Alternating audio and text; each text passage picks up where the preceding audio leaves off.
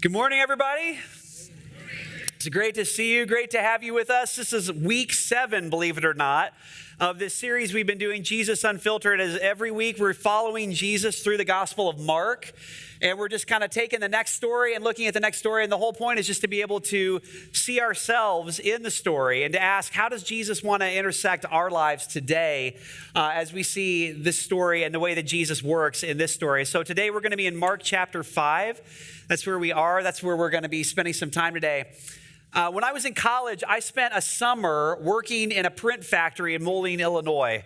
My college roommate lived there, so we lived there, and we worked for an entire summer trying to save up and earn some extra money for college. And working in a print factory, you do these like repetitive jobs for hours and hours and hours all day. And one of the jobs I did while I was in that print factory is I worked the shrink wrapper, the industrial shrink wrapper. Anybody? Shrink wrapper? Have you ever done this? Okay, a couple of you. So this is literally the kind of machine that I was on that looked almost exactly like the machine that I worked with and used. And so basically the way it works is it's just this repetitive motion. What I would do is I would stick my arm between these two sheets of plastic and I would move whatever it was we were shrink wrapping to be shipped into the middle. And then you would take your arm out and you would pull this lever and bring that frame down, and it would burn and seal the edges of the plastic. And then it would go into like that kind of oven thing right there where it would cook it and shrink wrap it down so it could be shipped. And so literally all day long for hours, I'm sitting there at this machine. All I'm doing is just this same motion. This is it right here. This is what I would do for hours. This is the motion. This is the movement. And what happens when you sit there and do the same repetitive motion hour after hour is your mind tends to wander, especially if you are ADD and medicated, which I am. And so like I would sit there for hours, and what happens is you kind of disengage from what you're doing the moment you're in. And so one day working the shrink wrapper, after a few hours, I unfortunately forgot a step. And unfortunately, this step that I forgot to take my arm out from in between the two sheets of plastic before I pulled that lever down that seals and burns the edges away. So I'm just kind of, doing this motion, and all of a sudden there's just pain. I mean, searing agony kind of pain. And I'm yelling and screaming, and I burned my arm, and I burned the plastic actually to my arm. Now, there are certain injuries you can sustain while working in a factory that get you almost like hero status. You know what I'm saying? Like if you cut off the end of a finger, that's kind of cool. If you burn yourself putting out a fire to save everyone else's life, that is awesome. You become like a local hero. Women show you sympathy. I mean, it's awesome. When you shrink wrap your own arm and people have to come over and like unpeel your arm as if it was a package of hot dogs, that kind of injury does not get you that kind of hero status, let me assure you. It gets you a totally different kind of status with nicknames and things like that to follow. And the reason I tell you that is because I think that's a picture of a lot of our lives. We are creatures of routine. We get stuck in our habits. We get stuck in our routines, this kind of repetitive life that we live in. For many of us, we wake up the same time every day. And the first thing we do, I actually just read recently a study that said that 90% of people, the first thing they do when they wake up is they grab their cell phone now. They grab their smartphone. And I'm guessing we probably look at the same apps in the same order. Maybe for you, it's you have that first cup of coffee and you fix it the exact same way every time. You take the same route to work or to school every single day. And what happens is with the routines we live in life, our hearts can kind of disengage from God. And from how God wants to be involved in our daily lives, for how he wants to intersect our lives, until pain enters our life. Until suddenly there's this searing pain that comes in and interrupts our lives and awakens us to our need for Jesus. And oftentimes that's what ends up happening to us. And so the story we're going to look at today involves two different characters, and both of these characters, what they have in common is pain has entered their lives, and it's interrupted their lives. It's interrupted their routine, and it's awakened them to their need for Jesus. I don't know, maybe there's some of you here this morning, you're going through right now a season like that. There's pain that's entered your life, and you don't know why it's there. You're not sure why God has allowed it, but it's sort of woken you up. It's sort of made you realize your need for healing, your need for God to be at work in your life. That's where these two characters are. So we're going to jump in. This is Mark 5, starting in verse 21 with these two characters. It begins this way. It says, Jesus got into the boat again and went back to the other side of the lake. Keep in mind, last week he's in the region of the Gerasenes, so he's going back to Capernaum, to his hometown, where a large crowd gathered around him on the shore. Then a leader of the local synagogue, whose name was Jairus, arrived. When he saw Jesus, he fell at his feet, pleading fervently with him. My little daughter is dying, he said. Please come and lay your hands on her, heal her so she can live. So this very first character that we meet here in the story is this guy by the name of Jairus. We're told his name and we're told his title. He is the synagogue leader. Now the reason Mark tells us exactly who he is, his name and his title, is because Jairus was a very important person in Capernaum. The synagogue was the center of Jewish life. It was the center of a community, like a small town like Capernaum in the first century. Not only was it the center of all religious life that happened, but it was also the center of all education. It's where your kids would have been sent to go to school. It was also the center of any sort of legal matter, any sort of law being decided. The synagogue leader functioned as almost like a judge in the community, deciding on legal matters. So Jairus would have been well respected. He would have been wealthy by that community's standards, and he would have been well known. He would have had a place and a position, but something has intersected his life. Pain has come into his life, and it's awoken him. It's shaken him to his core, brought him out of his comfortable life, his comfortable routine. His daughter is sick. His little girl is dying, and if something doesn't happen quickly, she's not going to make it. And he realizes his need for Jesus. And so he is going and asking Jesus to step into this situation. Let's keep going. It says, Jesus went with him, and all the people followed, crowding around him. A woman in the crowd had suffered for 12 years with constant bleeding. She had suffered a great deal from many doctors, and over the years she had spent everything she had to pay them, but she had gotten no better. In fact, she had gotten worse. She had heard about Jesus, so she came up behind him through the crowd and touched his robe. For she thought to herself, if I can just touch his robe, I will be healed. Keep that in your mind. Remember, that's her thinking as she approaches Jesus. If I can just touch his robe, I'll be healed. Immediately, the bleeding stopped, and she could feel in her body that she had been healed of her terrible condition. So the second character that we interact with here in the story is this nameless woman. We'll just call her Nameless Woman because in the story, literally, she is a nameless woman. We're never given her name.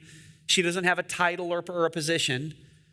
What we know about this woman is that Old Testament law in Leviticus 15 would have said that a woman with her particular condition would have been considered unclean.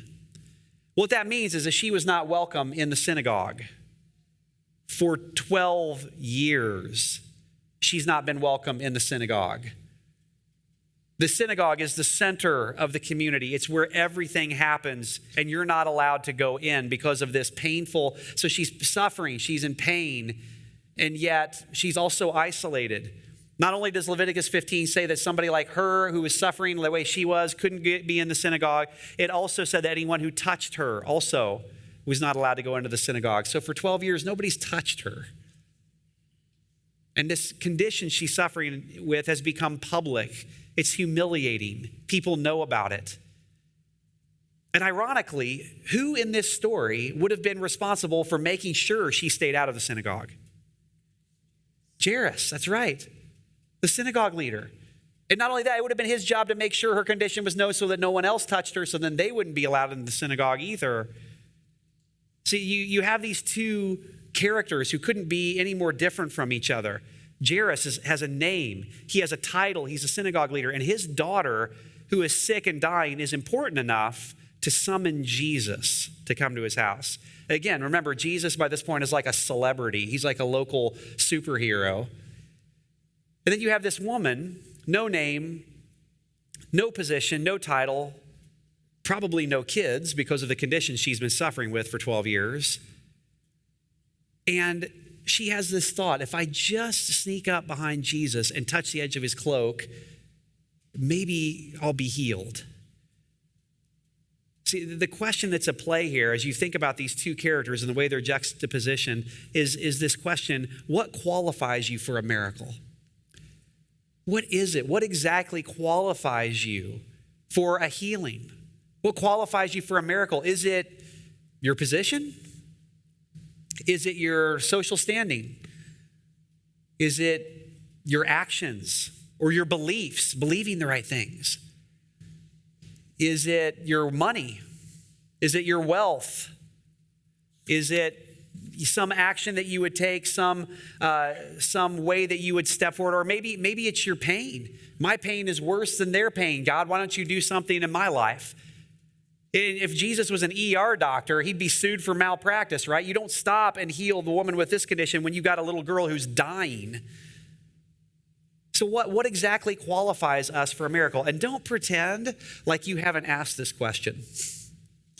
Because here's the thing I know about every single one of us in this room. Every one of us has known someone who's been sick, who's been given a diagnosis, and God intervened in that situation through whatever methods he chose to intervene, and they survived it. And we also have all known people who, with no explanation, didn't get that same experience. So why? What qualifies a person for a miracle? What is it? That's the question at play here. Let's keep going. Verse 30. Jesus realized at once that healing power had gone out from him. So he turned around in the crowd and asked, "Who touched my robe?" His disciples said to him, "Look at this crowd pressing around you. How can you ask who touched me?" They're really like, "Jesus, everybody's touching you. What are you talking about?" But he kept on looking around to see who had done it. Then the frightened woman, trembling at the realization of what had happened to her, came and fell to her knees in front of him and told him what she had done. And he said to her, "Daughter, your faith has made you well. Go in peace. Your suffering is over." So there's this huge moment where Jesus recognizes that he feels power go out from him. He knows something had happened. And so he turns around and he stops the whole parade that's going to Jairus' house for his sick daughter. And he's insisting, who did this? Who touched me? Who experienced the healing? And can you imagine being this woman in this moment? You just want to hide. Like, hasn't she been humiliated enough? Hasn't she, been embarrassed enough by her condition and by all that's happened? Why does Jesus insist on calling her out and making sure she goes public with her healing, goes public with what she experienced? I think the reason has to do with something that she believed, and Jesus wanted to make sure he corrected for everybody who was there to hear. Again, remember the thoughts she had when she goes to Jesus. Remember what it was? It's, if I can just touch the edge of his robe, then I'll be healed. What she believes is almost like this superstitious belief. There's a passage in the Old Testament in the prophet Micah, and what it says is that when the Messiah comes, he will rise with healing in his wings. That's what the prophecy says. He'll rise with healing in his wings. The word for wings in the original language is also the same word that was used to describe the tassels that would be on the edge of a rabbi's cloak that he would wear. And so she has this superstitious belief. It's like, the formula is you touch the tassel. He rises with healing in his wings, in his tassels. And so he must be at her. She believed he was the Messiah. If I just touch his tassel, if I get the right amount of change in the vending machine, if I get the right formula, then I'll be healed. And when she's healed, Jesus calls her out, makes her public because he wants her to understand something. He says, no, it was your faith that made you well. It wasn't that you got the formula correct. It's your faith is what qualified you. Your faith is what made you well. And that's the point. Faith is what qualifies a person for a miracle. It's our faith. It's not any ability of ourselves to get it right, to get all the perfect nuances correct. It's our faith in the person of Jesus that qualifies for him to move and work in our lives and bring about a healing, to bring about a miraculous event in our lives. And that's what he wants this woman to understand. But the story's not over. Not even close. It keeps going. While he was still speaking to her, messengers arrived from the home of Jairus, the leader of the synagogue. Oh yeah, that's right. That's still happening. They told him, "Your daughter is dead. There's no use troubling the teacher now. But Jesus overheard them and said to Jairus, don't be afraid, just have faith. This is an unbelievable moment. You think about Jairus in this moment. He's just received, in my opinion, the worst news you can possibly receive. I've been a pastor a long time. I've been with people in a lot of different environments where they were grieving. In my opinion, I think the worst grief that I've ever watched anybody experience is the loss of a child. And that's what he's just been given this news of. Your daughter is dead. It's too late. Don't bother the teacher anymore. Don't bother Jesus anymore. It's too late. She's already gone. And Jesus has the gall in this moment to say, don't be afraid, just have faith. Faith is what qualifies you for a miracle. Remember that. Faith is what qualifies you. Don't be afraid, just have faith. What's amazing about this moment is Jesus doesn't explain what he's about to do. He doesn't offer Jairus any kind of hope at all. Like, hey man, I know you're freaking out right now. Hang on a second. Here's what I'm going to do. Here's what's going to happen. Like in today's world, if Jesus was a doctor, like he would have had Jairus like sign a form for treatment with all this sort of liability legal language to make sure he understood exactly what was about to happen. Jesus doesn't do any of that. It's like, you don't get to know. So just don't be afraid. Just have faith. Just have faith. He doesn't explain how he's going to work in this situation. He doesn't explain what he's about to do. Don't be afraid. Just have faith. We've talked about this so many times at Frontline, but the language of faith is always yes before how. That's the language of faith. That's how we approach with faith. It's yes before how. It's yes, God, I will have faith in you. I will trust you even though I don't understand how you're going to work in my life. See, our problem is we try to understand God. We think we have to understand God in order for him to move in our lives, but you don't have to understand in order to obey. You understanding is not necessary in the equation for you to be able to obey him. You can obey even if you don't understand. You can trust him and put your faith in him even if you don't understand what he's doing, where this is going, and how he's going to be involved in it. That's what he's asking Jairus to do in this moment. Maybe you're in the midst of a time of life right now, and you've got all these questions. Why them and not me? Why am I going through this? God, why are you allowing this? And pain has intersected your life. It's woken you up and made you realize your need. And you're trying your best to understand why God is at work here. His words to Jairus are, don't be afraid, just have faith. Say yes, even when you don't know the how. So here's how Jesus unfolds this next moment. It says, when they came to the home of the synagogue leader, Jesus saw much commotion and weeping and wailing. He went inside and asked, why all this commotion and weeping? The child is not dead, she's only asleep.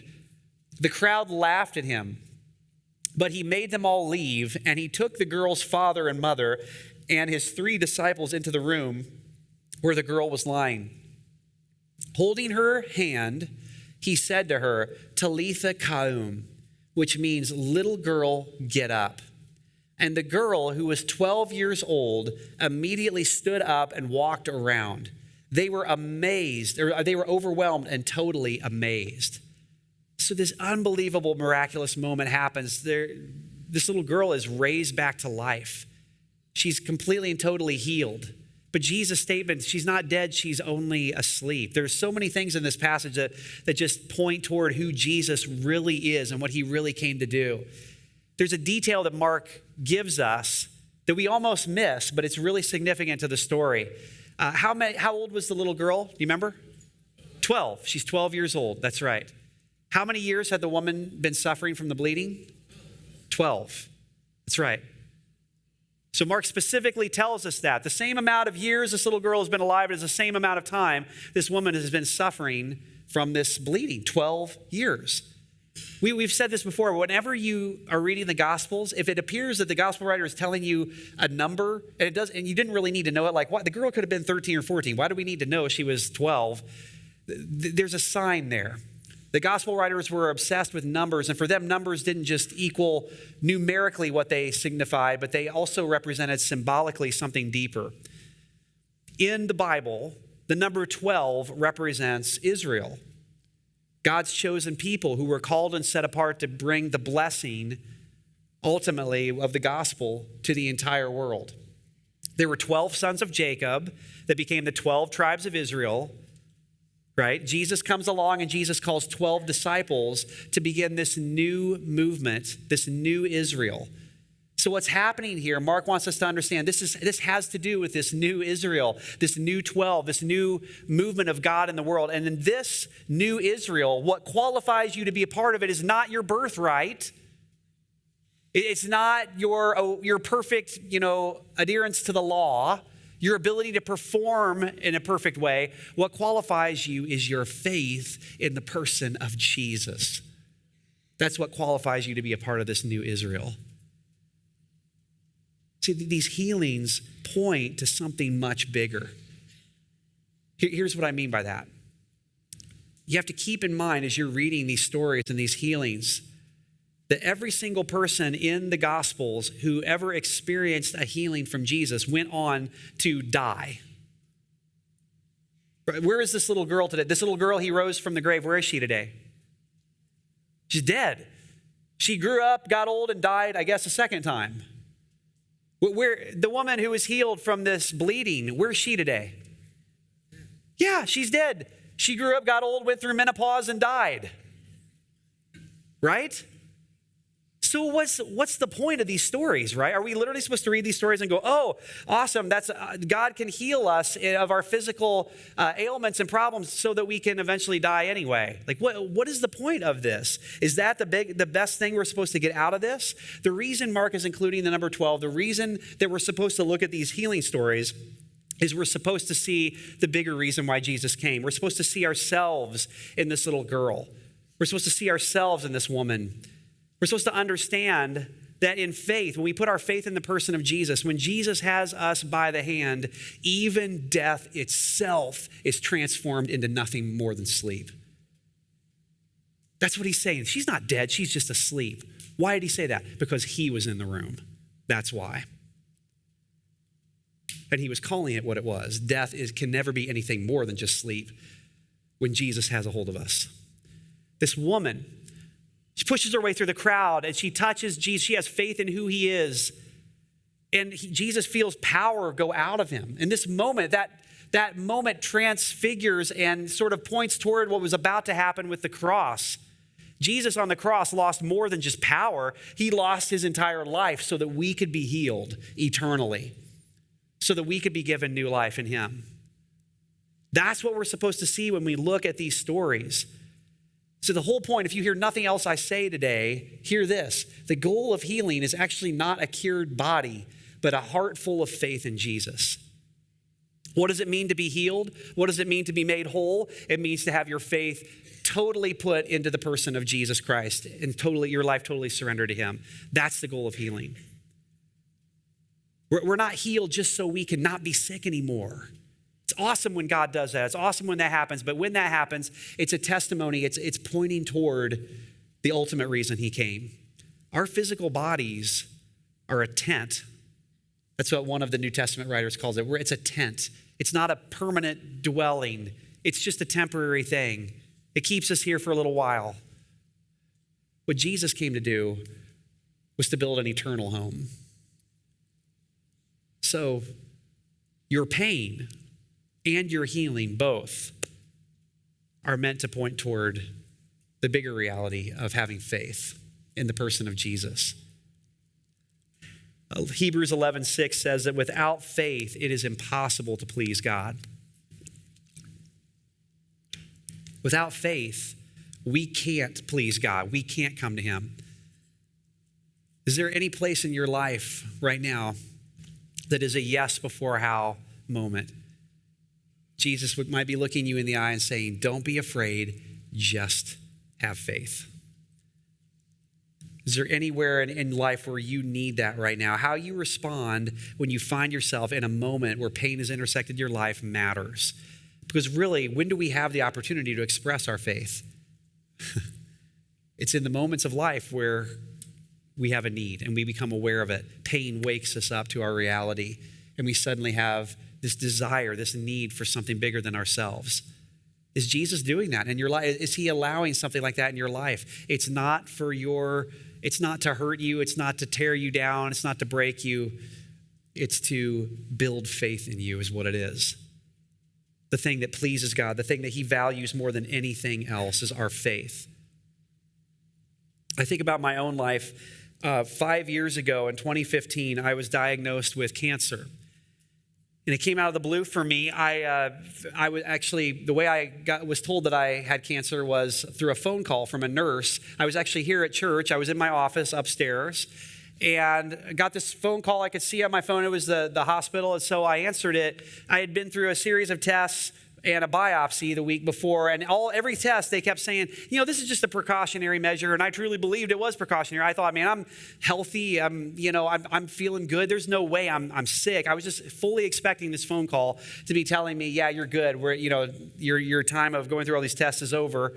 And instead, I remember the first time I heard the word lymphoma on the phone, it was like this brick, that just came out of the phone and settled around my neck like this heavy weight. And instantly I had all these questions. What does this mean? Can this be treated? Am I going to die? Is this because I ate so much Taco Bell in college? Seriously, that was actually one of my questions. I don't know why my mind went there, but it did. Grade E beef every year for 4 years, that must have been bad for you. There's no way that can be good for you. And so I'm asking these questions, and this nurse could answer absolutely none of my questions, either because she didn't know or because she wasn't allowed to answer the questions. And so basically the whole purpose of her call was to inform me that I had the diagnosis and then immediately to set me up with treatment. So the whole point of the phone call was, okay, we need to get this on your calendar and make sure you're getting in. So I sit there after hearing this news and I'm looking at my calendar and making all these appointments with all these doctors and all this stuff to begin treatment. And I hang up the phone. And when I hung up the phone, you have to understand in this moment, I had my suit on, my black suit on. Now, there is only 2 reasons why I would ever wear a suit. You know me. There's only 2 reasons, only 2 occasions why I would ever wear a suit. The reason I was wearing a suit that day was because in 20 minutes from hanging up that phone call, I was supposed to walk down the stairs out of my office, walk into a room in this church, and conduct a funeral. There is a family here at Frontline who I love dearly, who had lost their mother, and I was supposed to walk into this room and do her funeral. And I have this memory. I literally remember sitting down in my office chair. I had my cell phone in one hand. I got my car keys out of my pocket in my other hand. I remember just sitting there in the chair thinking to myself, I wonder if I go down the stairs, I sneak out the back door, I wonder how far away I could get. Or if I could just get in my car and just drive. That was my impulse. Because I didn't want to be here. I didn't want to walk into a funeral and offer hope in the face of death. I didn't have it in me to do that in that moment. There was nothing in me that possibly could have said anything or offered anything in that moment that would have been helpful. So I literally remember just sitting there and I'm just going to run away. I'm going to get in my car. I'm just going to drive. Somebody else can figure out this funeral. I don't even know. And ultimately, though, the rest of there's no way I could do that to this family. I love them so much. And so ultimately what I ended up doing is I put my car keys back in my pocket and I said kind of like a yes before how prayer. It was just, okay, God, yes, I'll just go down. I'll be faithful. I'll do this funeral. Have no idea what you're going to do, how you're going to do this. I'll just set all that aside and I'll just go. So I came downstairs. I walked into the funeral. I hardly said 2 words to the family or to anybody. I stood up, went right up, opened my Bible, and I started the funeral the same way I start every funeral. I start every funeral by reading the words of Psalm 23. And so the first words that I said publicly after receiving my diagnosis were these words: "The Lord is my shepherd. I shall not want. He makes me lie down in green pastures. He leads me beside still waters. He restores my soul. Yes, even though I walk through the valley of the shadow of death, I will fear no evil, for you are with me. Your rod and your staff, they comfort me." You prepare a place for me at the table in the presence of my enemies. You anoint my head with oil, and my cup overflows. Surely goodness and mercy will follow me all the days of my life, and then I will dwell in the house of the Lord forever. I cannot explain to you what happened in that moment. All I know is this tidal wave of peace and God's comfort just came over me in that moment. And I realized if I had run away, I was going to miss out on this moment, because I realized in that moment I wasn't talking to the people in that room at that funeral. I was talking to myself. Those words were for me in that moment. And as I read them, I didn't know how things were going to turn out. It's not like I knew. And by the way, 5 years later, what I can tell you is I've had many people in this church pray over me and just ask for healing for me in my life. And 5 years later, I can tell you that as of my last scans, what they're saying is there's no further progression of the cancer, and even the lymph nodes in my body that were affected appear to be shrinking. So praise God for that. But yeah, I go back every 6 months, and there's another round of scans and everything. They won't ever declare me cancer-free because of the particular cancer that I have. I didn't know that there was going to be that good prognosis in that moment. All I knew was I had cancer, and all I knew in that moment was that the hope of the gospel is real. It's real. Sometimes we need pain in our lives to wake us up and remind us how real the hope of Jesus actually is. Because what I knew in that moment, even as I was reading those words of Psalm 23, is that yes, I walk through the valley of the shadow of death because Jesus faced death. And therefore, all death can ever be for me is just a shadow. Yeah, the Lord is my shepherd, I shall not want, because Jesus went without. He leads me in the paths of righteousness for his name's sake, because Jesus was led down the path toward the cross. Do you get this? He took our place. Isaiah 53 says that by his wounds we are healed. And that's the point of faith. No matter whether cancer defines someday how I die or not, we're all going to die of something someday. Cancer will never, ever, ever define the way that I live. Because my life isn't just about this moment in this world right now. That's the point of healing. Healing is to point us toward the real healing. So the question this morning is this: do you need healing? Is there anywhere in your life where pain has intersected your life? Your job isn't to fix it. Your job isn't to understand it. Your job isn't to figure it out. Your job is to approach Jesus in faith. That's your job. Do you need healing? I mean, is there physical healing that you need? Is it mental health related healing that you need? A commitment that we made when we started this series was we said we don't want to just tell these stories of Jesus. We want to actually do them. We want to actually interact with them. We want to see ourselves in these stories, and we want to, in faith, just act on them. And so in preparation for this this morning, we asked a few people who we just trust. These are people who I just am so grateful for and believe, and they have faith in Jesus. And they were willing to be able to stand here in the room this morning and pray over anybody who would just want to come forward and say, I need healing in my life. I need healing. Man, I've had people in this church do that for me. Some of these people, first service and second service, have done that for me over the last few years. And so, folks, would you just stand? They're going to be kind of standing right here in the aisleways. In a minute, we're going to sing a song, and I want to invite you as we sing. Maybe there's some of you in this room who need healing.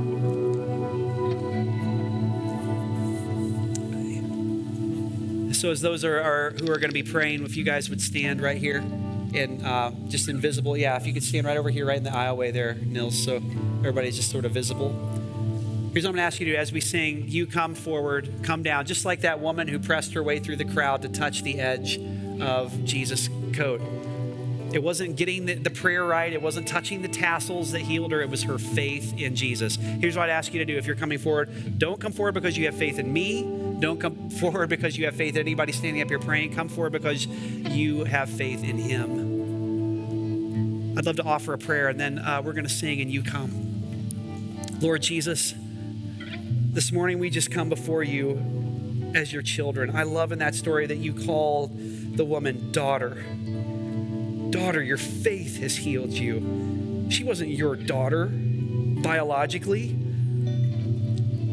but she was your daughter because of her faith in you. She's a child of God. So God, I pray for all the sons and the daughters in this room. God, some of us need healing. Some of us need you to intersect our lives. There's pain that has interrupted and put our lives completely on hold, and it's interfering with the life you called us to live. We don't believe that that's the condition you want us to stay in, that you have work for us to do. And so this morning, Jesus, we say yes before how. This morning, we believe you can heal. We believe in your power to set people free. And we ask this morning that you would do it. As we come boldly before you in faith, we just ask, God, as we pray, that you would touch, that you would heal, and that you would restore. Not just for this moment, God, but so that our faith can be built for all of eternity. And we ask this in the risen and resurrected and powerful name of Jesus. And everybody said, amen.